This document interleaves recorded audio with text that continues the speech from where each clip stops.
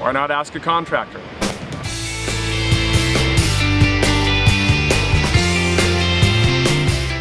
Hey guys, Sam here. Today we're going to talk about tearing out a tiled shower the right way. So I'm going to assume at this point you've already taken off your shower glass, you've already disconnected your plumbing, and you're ready to go. I would recommend turning off the water because we know there are water pipes at least in this area and who knows where else. Very important that you do some dust control. I just screw up a tarp, drop cloth, that works pretty good, and then I've got a big carpet fan which is totally overkill. Got it adjusted so it's going to put a bunch of the dust right out the window. So with that said, we don't use hammers and sledgehammers. You're just going to destroy the walls. You don't know what's inside those walls. Again, you're going to damage those. So we have two tools here. You can rent these from Home Depot. This is a Makita chipper. This is designed specifically for chipping. There's nothing like it. This Bosch is also an excellent tool. I love this tool. This is a roto hammer, but it will also drill. So this is a really nice tool. If you are going to rent something, you're going to want to rent this one. This is going to take care of this job fast. If you're going to buy something, I would recommend that you buy this because you can also use these different drill bits. You can use this for a lot of stuff, and don't be fooled, this will tear the shower out really fast. So the best way to do this, in my experience, is to start at the bottom and work your way up. That way, as things fall down to the bottom, they're not going to get in your way. If you start at the top, everything falls down to the bottom, and you just shovel it out. Once we start to chip, what we're going to do is we're going to work in circles. You don't want to focus on an area because that'll just break. It'll come off in big chunks, and we don't want big chunks. We want it to crumble this material right off and right down. As this stuff starts to crumble, this will start to break. And so we'll just keep working our way in big circles. It's going to look like it's not doing something at the surface, but underneath we're breaking apart the float that is tied to the mesh. So I'm going to show you guys. We'll go from there.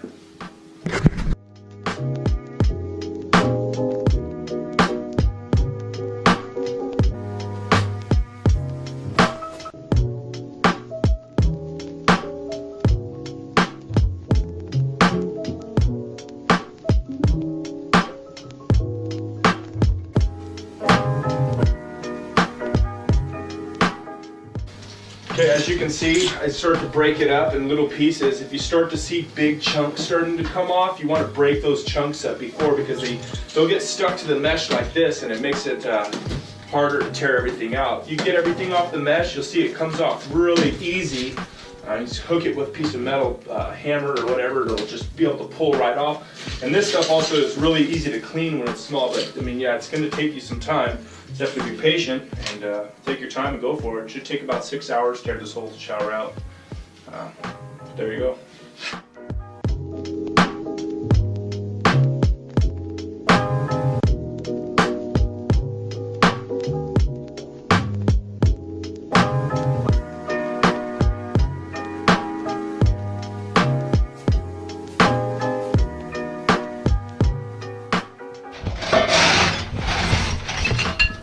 Alright, this particular shower, that the tiles are not stuck to the wall very good, so it's just a lot easier for us to get the tiles off the wall and then break out the float, which is the cement that the tiles are stuck on. So sometimes the tiles are stuck real good, it's just easier to get the whole thing done at the same time. But in this particular case, we're going to knock those tiles out first, then we're going to chip out the float. Let's do it.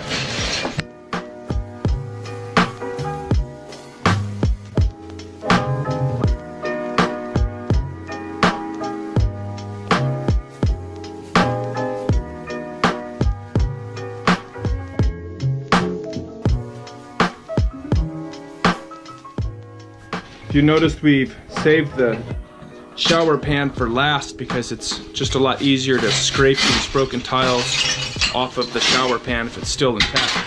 So we're gonna finish up with these walls. We're gonna break out the shower pan and then see you then. All right, guys.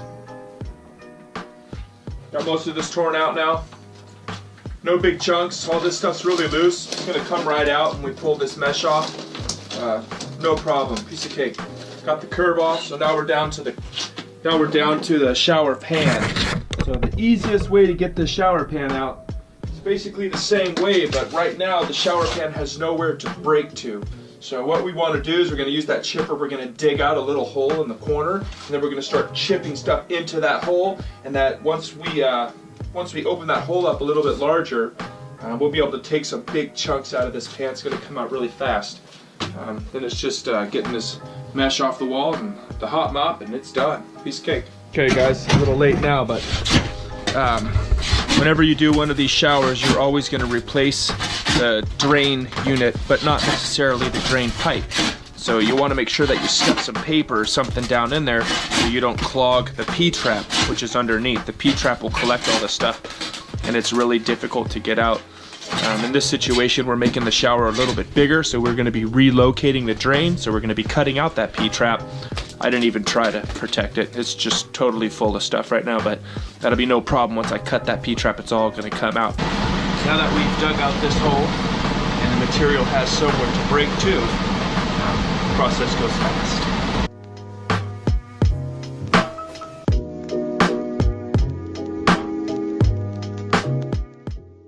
The shower's coming out to 38 inches, so I measured 38 inches. I'm going to score the drywall. I've got to put some reinforcement back there for the shower glass.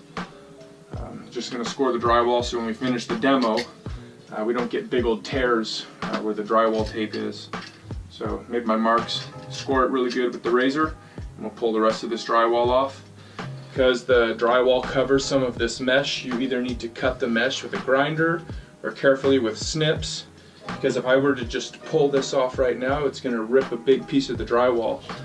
In this case, it's not going to matter too much because we are making the shower a little bit wider or deeper. So anyway, I'm going to score the drywall, pull this off. It'll expose where this has been framed, and this whole, the rest of the shower will come out. Piece of cake. All right. You can see what would have happened if I didn't score that. The mesh goes underneath. If I didn't score my drywall, then you get these big tears like over here. And if I would have pulled this piece off, sometimes it just tears and it will run over to where you don't want it to. You're just creating more work. So here we go.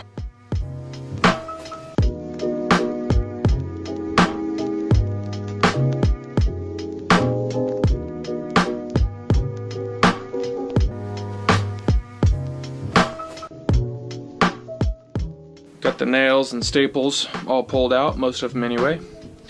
I got the tile in the pan demoed, and so all we have left is this hot mop shower pan. So sometimes they come out, it's like peeling an orange. Sometimes they come out really easy, and sometimes they'll fight you every step of the way, but the stuff is messy.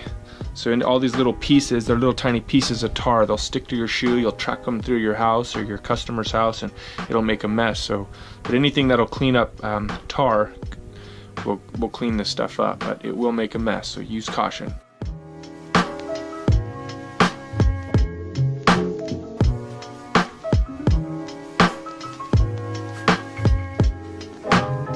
And so underneath the shower pan, you have what's called the pre-slope. It's one more layer of cement. This kind of pitches everything to the weep holes in the drain, but that's another video.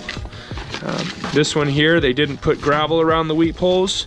Most guys never do. That's a cause for failure. A lot of people just don't know that you're not supposed to clog the weep holes. But anyway, once this last little layer of cement comes out, you're done. That's it.